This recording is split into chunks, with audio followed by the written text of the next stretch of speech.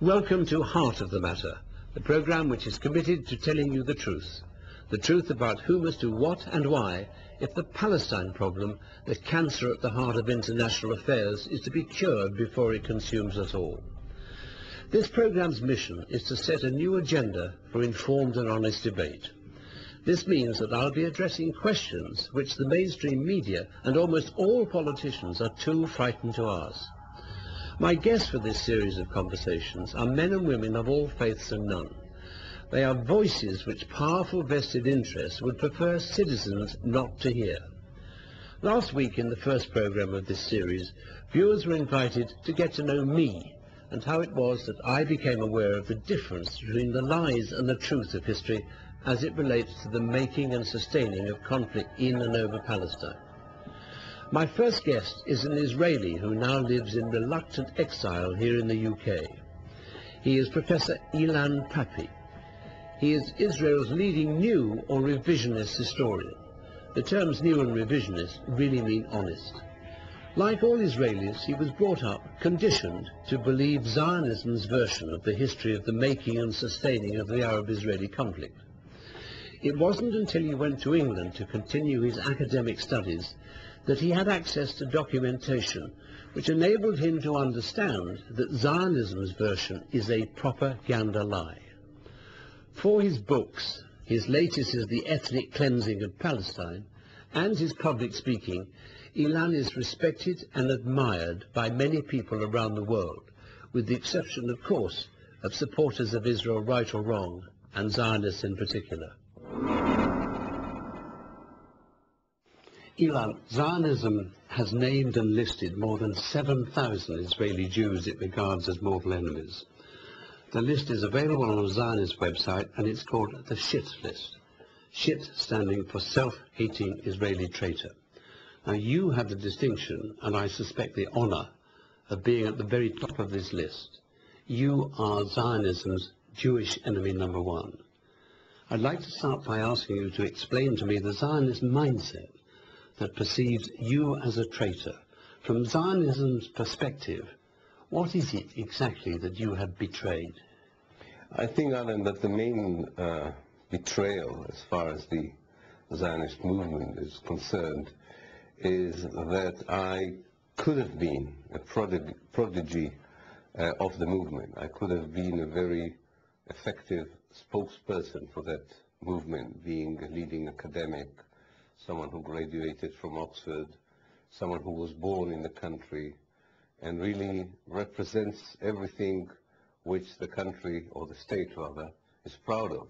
And instead of that, if you want, all these assets are being employed to expose the crimes of Zionism and to tackle Zionist as an unacceptable ideology.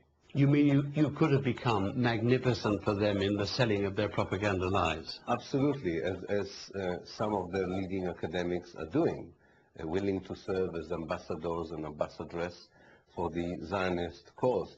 So it's not just the particular views which I hold that condemns Zionism for its policies towards the Palestinians that are the heart of this matter, although they are also part of it. But there are many other people who share my view.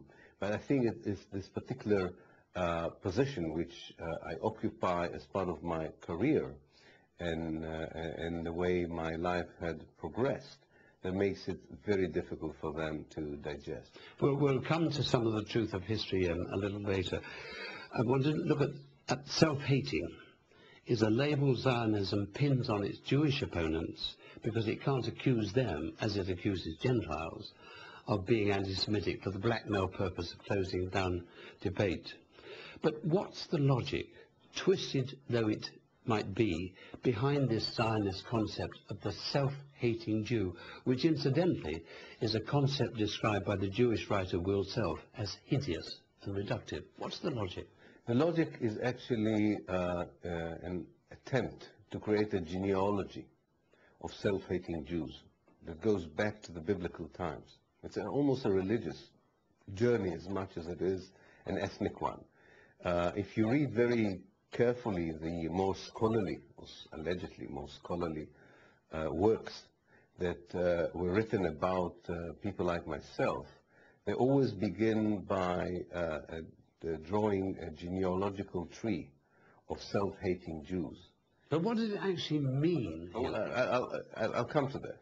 It means that it's almost part of the Jewish existence and psyche is to have, if you want, insane Jews, unwell Jews, people who there couldn't be any logical or moral explanation for the position they had taken apart from something which is wrong with them mentally. It's kind of a mental illness of a Jew to criticize Judaism. Now, of course, most of the Jews in the world would never regard someone like myself as a self-hating Jew. It is a very particular group of ideological Zionists that would take criticism on Israel's policies as criticism on Judaism.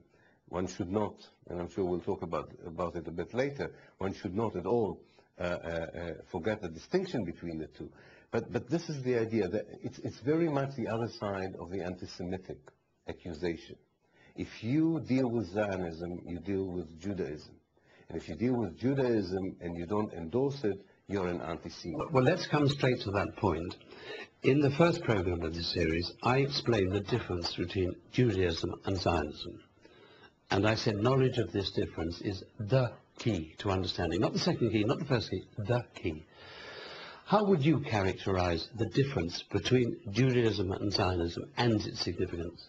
I think in a nutshell, Zionism is a version, an interpretation of Judaism that, at least to my mind, and to the minds of quite a few Jews now around the world, abuses the basic values and heritage of Judaism.